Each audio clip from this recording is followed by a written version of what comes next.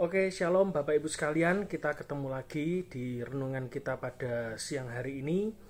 Tiba-tiba tadi Tuhan menaruh satu kata dalam hati saya, yaitu Kristen Ranyambung gitu ya.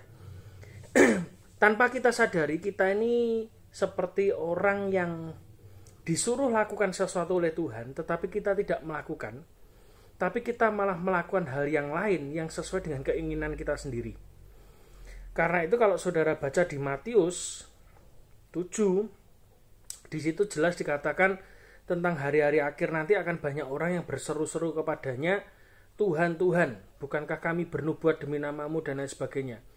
Tapi di akhir dari perjalanan hidup orang-orang yang dipakai Tuhan yang super-super sakti ini tadi, Tuhan berkata, aku tidak kenal kamu.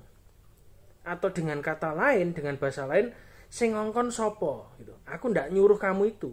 Tapi kamu melakukan apa yang tidak aku mau. Nyahlah kamu sekalian pembuat kejahatan.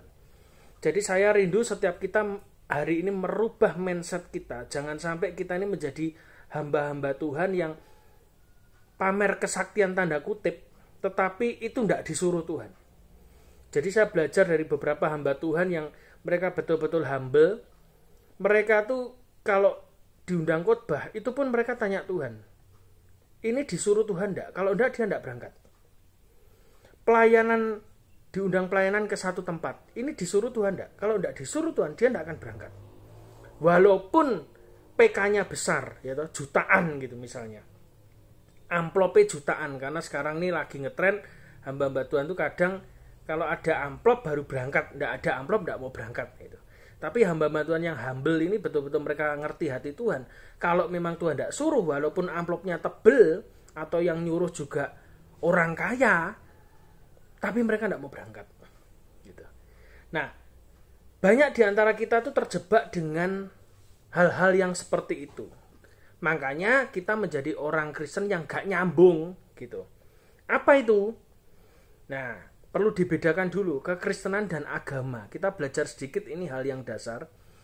Agama itu adalah upaya manusia mencari Tuhan. Sedangkan kekristenan adalah upaya Tuhan mencari manusia. Atau dengan kata lain, di Alkitab dikatakan bahwa tidak tahukah kamu bahwa tubuhmu adalah bait Allah dan roh Allah tinggal di dalam kamu. Jadi kekristenan itu kemana-mana bawa Tuhan, menunjukkan Tuhan, menyatakan sifat Tuhan. Lewat apa? Lewat kehidupan kekristenan kita terhadap orang lain. Lewat tutur kata, lewat perkataan, lewat sikap, lewat pelayanan, dan lain sebagainya. Sedangkan agama kemana-mana cari Tuhan. Ke gunung A, ke gunung B, ke hutan A, ke sungai B. Mereka cari Tuhan kemana-mana. Itu agama, hakikat agama. Dan banyak orang Kristen ternyata punya mentalitas agamawi. Apa itu? Mentalitas agamawi yang pertama adalah mereka berpikir bahwa ketika mereka berbuat bakti dan melayani Tuhan, maka Tuhan disenangkan dengan pelayanan mereka. Yang kedua, mereka berupaya dengan sekuat tenaga membuktikan bahwa mereka adalah anak Tuhan yang baik. Dengan cara apa? Menyenangkan hati Tuhan lewat kekuatannya sendiri. Dan yang ketiga, mereka cenderung menghakimi orang lain yang hidupnya jatuh dalam dosa, padahal dia sendiri terhilang dari hadapan Tuhan. Siapa itu? Anak yang sulung di Alkitab. Anak sulung dan anak bungsu adalah gambaran orang Kristen agamawi dan orang Kristen kasih karunia. Anak yang hilang, anak yang bungsu yang sudah menghambur-hamburkan harta bapaknya, lalu dibawa kabur, pergi keluar kota ke negeri yang jauh, lalu mengfoya-foyakan hartanya, warisannya habis-habisan, lalu di satu titik dia sadar, di rumah bapakku banyak makanan. Sedangkan aku di sini minta ampas babi aja tidak dikasih. Karena hari itu, karena dia miskin, menghambur-hamburkan harta bapaknya, warisannya, dia tidak punya apa-apa. Yang dia lakukan, dia menjadi penjaga babi. Itu pun minta ampas makanannya babi aja tidak dikasih. Sedangkan anak yang sulung diceritakan oleh Yesus, dia ada di rumah bapaknya, dia melayani dengan baik, tidak pernah salah, perfect, berusaha menyenangkan bapaknya. tapi dia hilang di dalam rumah. Kenapa? Karena dia menganggap bapaknya sebagai bos, sedangkan dia sebagai babunya bapaknya. Jadi anak yang sulung ini adalah gambaran orang Kristen agamawi, di mana dia berusaha mencapai hatinya Tuhan dengan kekuatannya sendiri. Itu agama. Sedang anak yang bungsu, dia sadar keadaannya. Dia tahu bahwa dia adalah anak bapaknya. Ada kasih karunia. Anak itu tidak ada namanya mantan anak, Bapak Ibu sekalian. Dia anak yang sulung ini sadar. Dia bukan mantan anak bapaknya. Dia anak bapaknya. Makanya dia memutuskan dan memberanikan diri pulang kembali kepada bapaknya. Dan betul ketika anak ini pulang kepada bapaknya, maka bapaknya menyambut dia, dibikinkan pesta, kasih jubah yang baru, cincin yang baru, kasut yang baru, dan pesta menyembelih anak lembu tambun. Itu adalah gambaran dari kekristenan kita hari ini. Di gereja banyak sekali kita temukan orang-orang Kristen agamawi yang menganggap bahwa kamu salah, kamu berdosa, kamu jatuh dalam dosa. Tapi dirinya sendiri sedang jatuh dalam dosa. Dosa apa? Ketidakjujuran terhadap mamon. Ketidakjujuran terhadap persembahan jemaat. Ketidakjujuran terhadap apa yang Tuhan percayakan dalam hidupnya. Manipulasi, itu dosa yang luar biasa. Sama, spirit agamawi ini kalau di Alkitab, saudara baca, itu adalah spirit dari orang-orang Farisi dan ahli Taurat. Orang yang ngerti firman tapi tetap hutang di sana sini tidak bayar. Orang yang ngerti firman, nari duit persembahan jemaat dipakai untuk dirinya sendiri. Untuk foya-foya. Untuk modali anaknya, modali cucunya dan lain sebagainya. Ini adalah gambaran gembala-gembala pandir. Hamba-hamba Tuhan yang tidak bisa dipercaya oleh Tuhan. Tapi karena jabatannya, dia tetap ada di posisinya. Tetapi di mata Tuhan, dia seperti hamba-hamba Tuhan yang lain, yang dicoret dari hadapan Tuhan. Kita menuding orang lain bersalah, berdosa. Seharusnya tidak demikian. Kenapa? Karena Alkitab berkata, kita sendiri ini berdosa.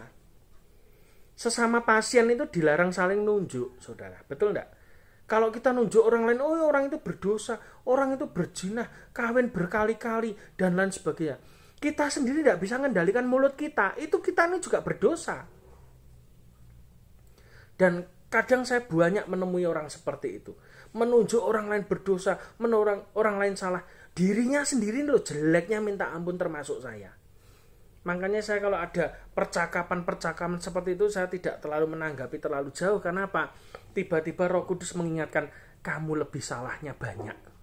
Dosamu banyak, saking dosamu tidak terekspos gitu aja. Dan lalu saya tutup mulut. Ya, saya sesama pasien. Tidak boleh sesama pasien itu menunjuk, kamu sakit kanker, kamu stadium 4. Dirinya sendiri sakit tumor ganas juga, sama gitu loh. Itu adalah spirit agamawi yang ada di dalam gereja, merasa dirinya benar. Merasa dirinya berbuat bakti kepada Tuhan. Ini yang hati-hati, saudara. Makanya dalam persekutuan banjir rezeki itu, saya membebaskan setiap orang boleh melayani Tuhan. Saya tidak lihat latar belakang kesalahan dosa mereka, termasuk saya sendiri. Kenapa? Karena kita ini sejatinya adalah orang yang tidak pernah bisa hidup benar. Kenapa? Karena itulah kita butuh Tuhan. Tidak ada orang yang sempurna. Kalau nunggu orang sempurna ya mati. Mati pun kadang tidak sempurna. Bisa masuk neraka. Sampai kapan kita ini menunggu orang yang melayani di persekutuan-persekutuan kita, di gereja kita itu orang yang sempurna, yang malaikat. Tidak bisa, malaikat aja bisa jatuh kok. Apalagi manusia yang hanya sekedar hidup dari casingnya ini namanya kedagingan. Tidak bisa. Makanya jangan menghakimi orang. Saya membebaskan setiap orang di persekutuannya banjir rezeki. Silakan saudara melayani Tuhan. Silakan saudara dengan bebas melayani Tuhan. Kenapa? Ya karena memang itulah yang Tuhan mau. Tidak ada satu orang pun yang sempurna. Karena itu layanilah Tuhan. Syukur-syukur mereka masih datang ke persekutuan. Syukur-syukur mereka masih mau melayani Tuhan. Minimal mereka tidak terhilang. Bagaimana kalau misalnya respon gereja, Yang melayani harus orang yang kudus. Tidak boleh punya celah. Tidak boleh punya celah masa lalu. Tidak ada yang layak. Tidak ada yang melayani. Yang melayani pasti malaikat Tuhan semua. Karena itu kita belajar sekarang membedakan contoh di Alkitab saya akan bahas habis ini. Bahwa ternyata murid-murid Yesus sendiri pun juga terjangkit dengan roh agamawi. Kita buka dulu Yohanes 4 ayat 6 sampai 8. Yohanes pasal yang keempat ayat 6 sampai yang ke-8. Di situ terdapat sumur Yakub. Yesus sangat letih oleh perjalanan. Yesus secara manusiawi dia capek. Karena itu ia duduk di pinggir sumur itu. Hari kira-kira pukul 12. Jadi panas. Yesus capek karena perjalanan. Dia sengaja duduk di pinggir sumur. Sumurnya Yakub. Ya, ini profetik sekali nih. Sumur Yakub ini. Hari kira-kira pukul 12. Jadi siang panas. Capek. Ayat 7. Maka datanglah seorang perempuan Samaria hendak menimba air kata Yesus kepadanya. Berilah aku minum. Jadi Yesus ini panas jam 12 duduk dekat sumur. Yang dibutuhkan oleh Tuhan adalah beri aku minum. Nanti saya jelaskan. Ada gambaran Kristen ranyambung itu apa sih yang dimaksud Tuhan? Kristen ranyambung dengan hatinya Tuhan. Tuhan suruh A, kita lakukan B. Nanti kita akan lihat dari kisah ini. Ayat 8. Sebab murid-muridnya, ini catat baik-baik. Sebab murid-muridnya, jadi banyak murid-muridnya, telah pergi ke kota membeli makanan. Nggak nyambung kan? Yang Yesus butuhkan adalah haus. Berilah aku minum. Tapi murid-muridnya pergi ke kota, jauh-jauh pergi ke kota, beli apa? Makanan. Dari ayat ini Tuhan munculkan satu kata, Kristen ranyambung itu. Apa itu? Kadang kita ini berusaha menyenangkan hati Tuhan lewat pelayanan kita yang seabrek-abrek. Khotbah-khotbah di mana-mana. Pelayanan mendoakan orang di mana-mana. Merasa diri kita paling sakti, paling hebat. Dan kita merasa bahwa dengan pelayanan-pelayanan kita, Tuhan itu bangga. Tapi pada akhirnya sebetulnya Tuhan berkata, aku rangongkon itu. Aku tidak nyuruh kamu lakukan itu. Banyak diantara kita seperti murid-murid Yesus. Murid Yesus itu gambaran apa sih? Ya gambaran orang Kristen yang tiap hari ke gereja itu. Orang Kristen yang selalu dekat dengan Tuhan, merasa dekat dengan Tuhan, tapi tidak pernah ngerti hatinya Tuhan.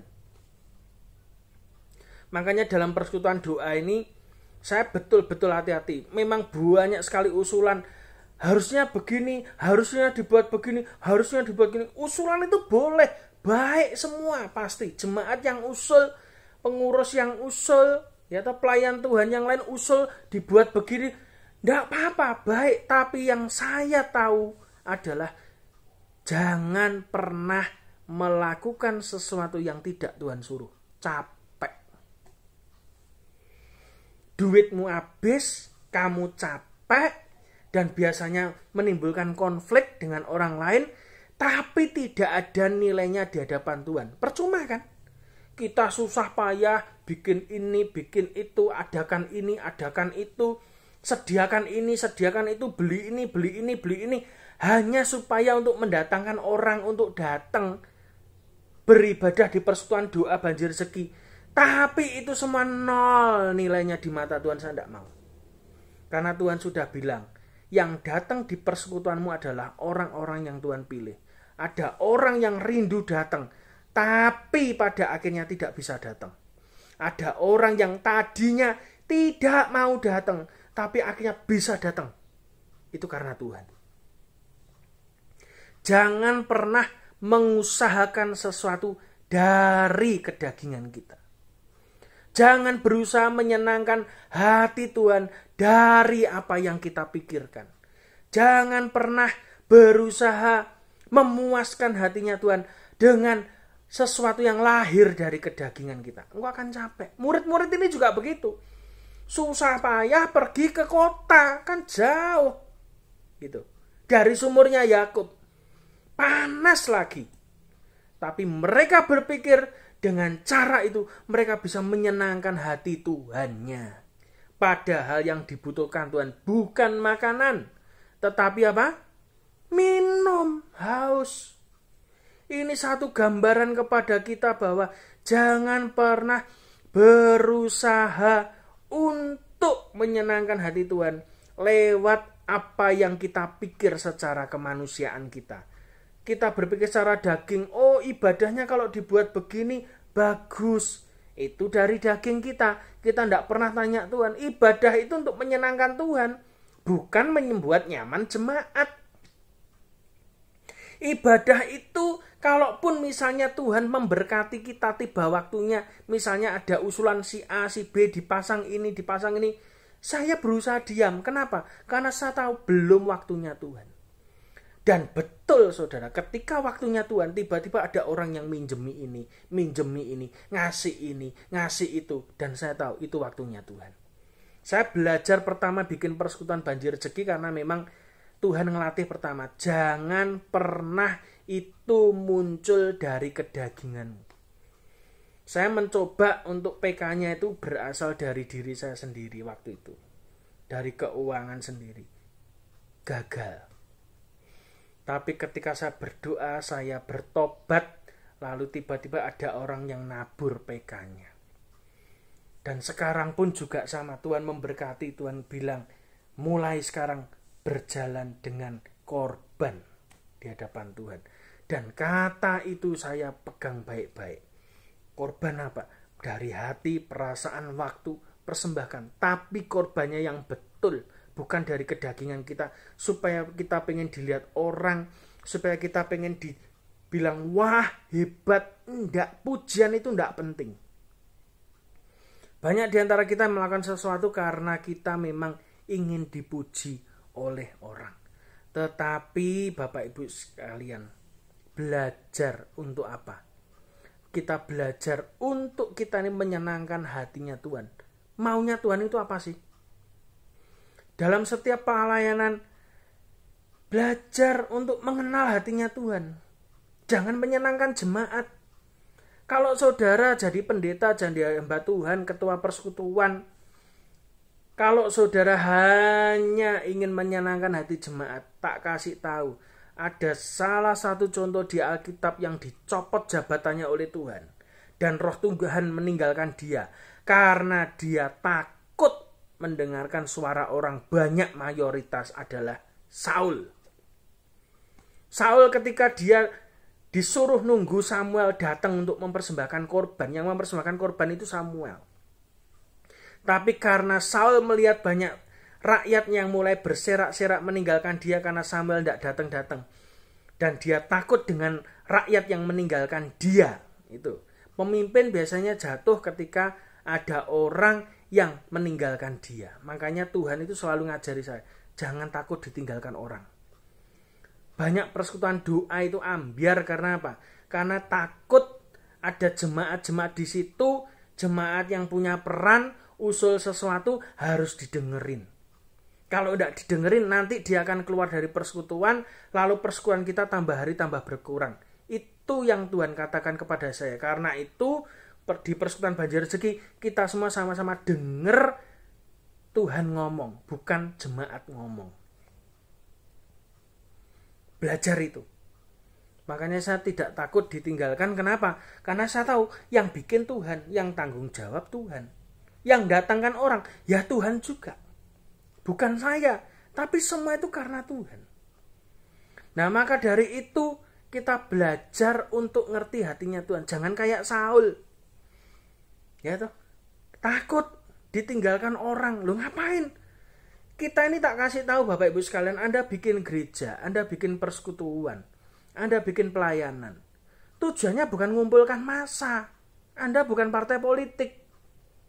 Tapi Anda ini adalah orang-orang yang berdampak, garam bagi dunia. Jadi mau tidak mau kita belajar untuk apa? Untuk kita ini betul-betul ngerti isi hatinya Tuhan. Nah, kita baca dulu ayat yang ke-30, kita loncat. Maka mereka pun pergi keluar kota, lalu datang kepada Yesus. Jadi murid-murid itu sudah datang. Ayat 31, sementara itu murid-muridnya mengajak dia, katanya, Rabi, makanlah. Jadi mereka sudah bersusah payah tadi ke kota beli makanan, lalu datang kepada Yesus yang sudah minum tadi. Ini loh, makan loh. Gitu. Sama kan?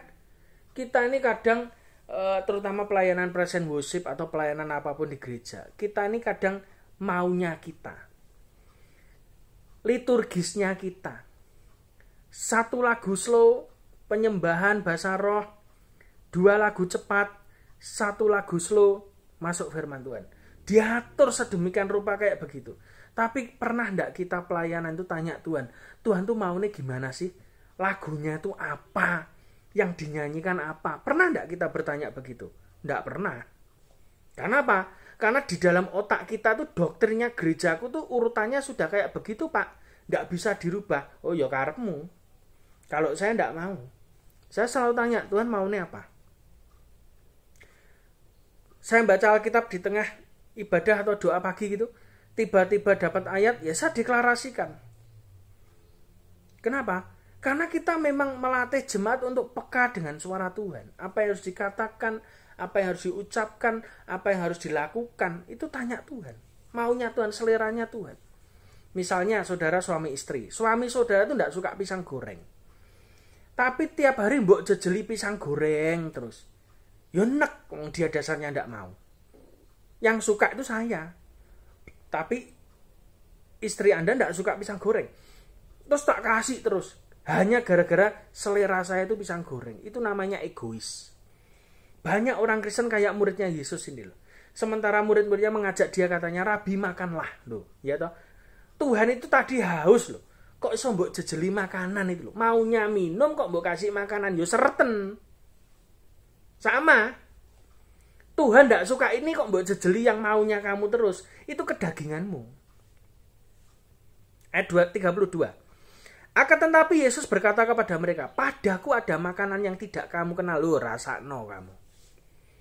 Kadang tuh Tuhan mencelikkan kita begitu loh. Kamu itu melayani cuman karena kedaginganmu, supaya dilihat orang, supaya dilihat kamu lebih rohani dari yang lain. Doamu panjang lebar, bahasamu bagus, supaya orang menilai kamu tuh orang yang sangat rohani.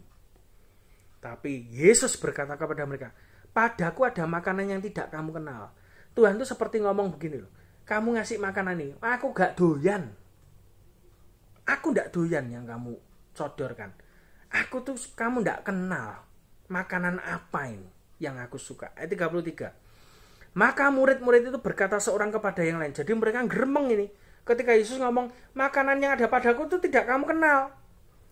Loh, makanan yang sudah dibawakan kan sudah dibeli dari kota. Dan murid-murid itu geremeng satu dengan yang lain. Ayat 33 katakan apa? Adakah orang yang telah membawa sesuatu kepadanya untuk dimakan? Ini loh orang Kristen, agamawi. Merasa sudah berbuat bakti, berkorban, nyumbang banyak untuk Tuhan. Dipikir dengan sogoannya itu Tuhan senang. Tiba-tiba Tuhan ngomong, itu bukan makananku. Aku tidak berkenan kepada persembahanmu. Kaget kita. Lalu kita ngeremeng dengan yang lain. Loh, apa ada yang sudah ngasih makan Tuhan? Kayak murid-muridnya ini. Banyak orang Kristen hari-hari ini saya lihat kok kebingungan. Maunya Tuhan itu apa tuh? Loh, kamu tidak pernah tanya Tuhan kok. Sekarang bingung tanya maunya Tuhan apa. Ya tanya, oh Tuhan maunya apa. Saya suka suatu ketika Tuhan ngomong sama saya gini. Kamu itu tidak ngerti apa-apa. Oh, saya senang. Betul Tuhan, aku tidak ngerti apa-apa. Dan tiba-tiba Tuhan kasih saya ayat di kitab Mazmur, saya lupa. Di situ dikatakan, seperti dungu aku duduk di dekat kakimu. Itu seperti anjing itu yang duduk di dekat kaki tuannya. Itu ayat itu berbicara itu. Saya tuh ya kayak anjing itu. Dan yang duduk tuh ya Tuhan. Saya ini tidak ngerti apa-apa. Kalau disuruh lari ya saya lari, disuruh duduk ya saya duduk, disuruh makan saya makan. Kenapa? Karena Tuhan itu lebih tahu dari kita. Saya suka Tuhan suatu ketika ngomong sama saya bahwa aku tahu kamu tuh tidak ngerti apa-apa. Ya, memang goblok, tidak ngerti apa-apa. Wong saya sering digoblok-goblokan orang, bisnis tuh begini. Ya, oke lah. Tapi kebanyakan orang yang ngomong begitu, bisnis ini, tapi rumahnya tidak nambah-nambah. Lah saya yang bisnisnya biasa-biasa, tanah dan rumahnya nambah terus coba. Ayo, yang bener yang mana coba? Manut Tuhan atau manut omongannya orang yang sok pinter bisnis itu tadi? Ya saya manut Tuhan, saya memang goblok. Belajar tanya Tuhan. Maunya Tuhan apa? Ojo sak karepe dhewe. Nanti jadi Kristen ndak nyambung. Ya kan? 3 murid sama murid bengong ini. Tanya, ini tadi siapa yang ngasih makan dia ini? Muridnya bingung, saudara. Ayat 34. Kata Yesus kepada mereka, kepada murid-murid yang sok tahu, yang Kristen tidak nyambung tadi. Makananku ialah melakukan kehendak Dia yang mengutus aku dan menyelesaikan pekerjaannya. Ini dia. Makananku ialah apa? Melakukan kehendak Dia. Kalau ndak kehendak Tuhan, ndak usah mbok lakukan.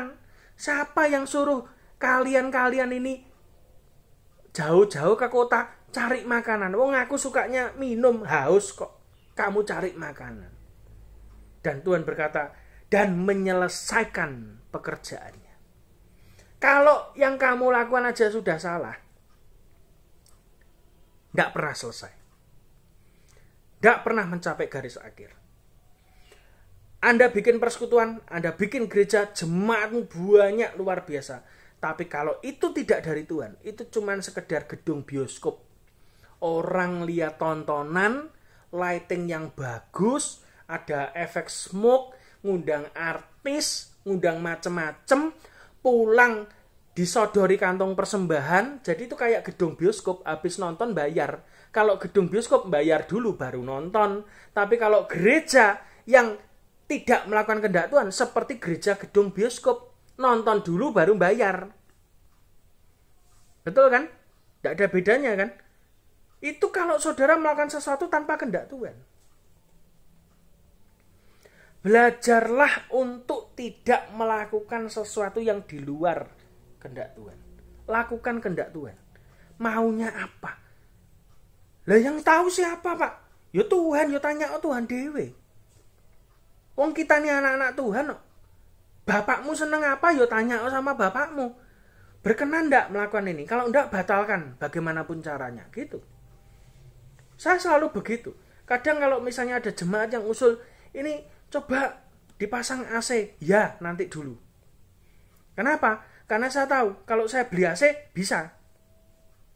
Tapi kalau itu belum timingnya Tuhan, nggak akan ada caranya Tuhan. Pakai duitmu sendiri, pakai keuangan sendiri, artinya engkau sedang mempersembahkan kedagingan. Dan betul, beberapa waktu kemudian, ada yang ngasih AC. Baru saya pasang. Yang sudah lama nggak kepake, kita pindah. Sekarang sudah ada AC, walaupun satu. Gitu. Lumayan, minimal pembicaranya tidak keringetan kayak kemarin, ya toh. Yang dari Afrika Selatan itu keringetan gara-gara khotbah, tidak ada AC, adanya kipas angin tok. Gitu. Kita belajar untuk apa? Belajar untuk nantikan Tuhan. Tidak semua usulan yang baik itu dari Tuhan. Mungkin baik saat itu, tapi belum tentu benar. Kenapa? Untuk saudara jadi benar melakukan kehendak Tuhan, supaya Anda jadi Kristen nyambung dengan Tuhan, nantikan Tuhan. Waktunya kapan? Baru bergerak. Kalau engkau tidak ngerti waktunya Tuhan, Anda usulan kau lakukan, capek. Itu saya sudah lakukan dulu waktu saya kaum muda remaja di Surabaya. Mengerjakan sesuatu yang di luar maunya Tuhan. Hasilnya apa? Capek, konflik, gegeran. Tidak ada dampak sama sekali. Tapi sekarang ketika saya belajar itu semua, saya tahu bahwa segala sesuatu itu yang mulai Tuhan. Maka biarkan Tuhan mengerjakannya. Makanya saya bikin persekutuan Banjir Rezeki ini, salah satu ayat yang saya pegang Keluaran 14 ayat 14. Tuhan Allah akan berperang bagimu dan kamu hanya diam saja. Nah, itu saya pegang baik-baik. Bukan berarti saya pasif, saya tetap doa. Tapi ketika Tuhan suruh untuk bikin doa malam selama bulan puasa, kita bikin. Ketika Tuhan suruh untuk doa paginya, Senin sampai Sabtu kita bikin. Kenapa? Karena saya tahu itu maunya Tuhan. Kalau sudah maunya Tuhan, lakukan saat itu juga. Itu ketaatan. Dan yang terakhir, belajar untuk taat. Supaya Anda tidak jadi Kristen tidak nyambung, belajar apa? Taat. Setelah Anda tanya Tuhan, maunya Tuhan, belajar taat. Taat itu apa sih? Taat itu ya percaya. Percaya itu just, bukan if. Kalau just itu bahasa Inggris ya. Just itu hanya taat. Ya, itu taat. Kalau ada if-nya, taat jika, wah itu percuma. Taat jika diberkati. Taat jika ini. Taat jika ini. Banyak jikanya. Saudara tidak taat. Orang yang menabur tapi lihat angin tidak akan nabur. Belajar untuk taat. Taat itu apa? Ya sudah, taat itu titik. Tidak ada embel-embel yang lain. Belajar untuk taat kepada Tuhan 100%. Lakukan yang maunya Tuhan sekarang, lakukan. Kalau besok diperintah Tuhan, lakukan besok. Lusa diperintah Tuhan, lakukan lusa. Belajar ngerti timingnya Tuhan. Belajar ngerti maunya Tuhan. Dan ketika saudara lakukan itu, saudara nanti dihindarkan dari seperti muridnya Yesus ini loh, sok tahu, ya toh. Sok menyenangkan hati gurunya, ya toh. Jauh-jauh pergi ke kota, beli makanan, balik ngasih makanan ke Yesus, Yesusnya tidak mau. Ya sama kayak kita-kita ini. Berapa banyak saya lihat di alam roh gitu, persembahan kita tuh ditolak sama Tuhan. Kenapa? Bukan karena persembahan kita tidak baik, enggak. Tapi saudara mempersembahkan yang Tuhan tidak mau. Belajar hari ini tahu hatinya Tuhan. Belajar kita ini humble di hadapan Tuhan. Belajar kita ini tanya maunya Tuhan. Ketika saudara tanya maunya Tuhan, maka di saat itulah, maka Tuhan akan menyatakan dirinya kepada kita. Makananku ialah melakukan kehendak Tuhan dan menyelesaikannya. Orang yang taat pasti dia melakukan kehendak Tuhan dan dia menyelesaikannya dengan baik. Tuhan Yesus memberkati.